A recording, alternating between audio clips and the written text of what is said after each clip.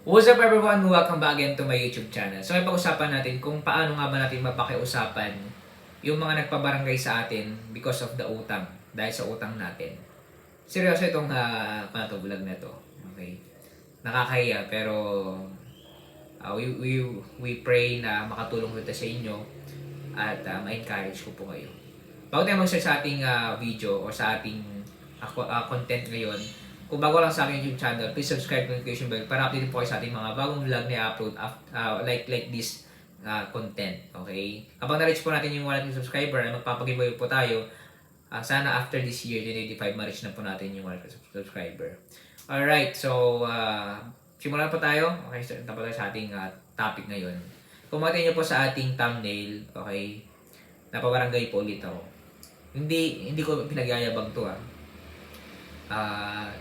kinukwento ko to sa inyo para po aware din kayo na napagdaanan ko yung utang because of sa panginegosyo. Dumaan po ako diyan. Dahil po ako napabarangay dahil sa negosyo.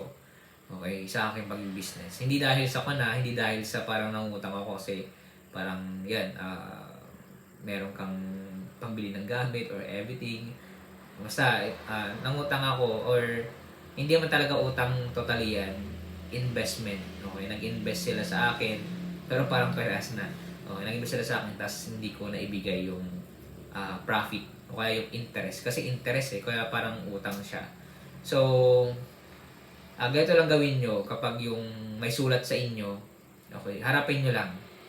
Okay, tapos makiusap po kayo na ito hindi pa kaya or kaya na. Okay, kung meron kayong maibigay na parang kasi meron silang nagkuhan kaya dyan parang meron kayong dealing dyan na kaya ba ng 100k per month, 50k per month, 100k per month. Merong mga ganyang discussion kung dyan sa barangay. Ang problema ay hindi kaya. Masalo pag madami kang mga investors or mga nag-invest sa'yo tapos hindi mo kayang pagsabay-sabayin. So, pakiusapan nyo lang, okay, nang may nahon, magpakumbaba tayo. Okay? At lagi nyo pong tandaan na lagi po tayong manalangin sa Panginoon. Kasi naniniwala ko, I believe na ang Diyos gagawa ng miracle. Mabilis man yan or matagal, miracle pa rin yan. Kaya wag tayong mainip. Okay, pakiusapan natin sila. Okay, na hindi talaga kaya. Kung kaya, sige. Pero dahil hindi kaya, makiusap tayo, pakumbaba tayo sa kanila. Yun lang naman po. Sana nakatulong sa inyo. Kung sino mo bumili sa aking libro, Negosyo Reality, sa mga experience po natin about pag-negosyo. Hindi nyo pa malaman at to gain knowledge. Medyo mahal lang po to pero hindi nyo malaman kung bakit mahal po itong libro na to. Tingnan po yung Facebook page link pa namin doon sa description po.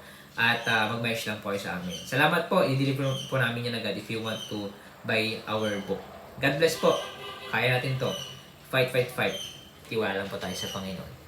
God bless. Abangan niyo po yung aking sunod na video about utang.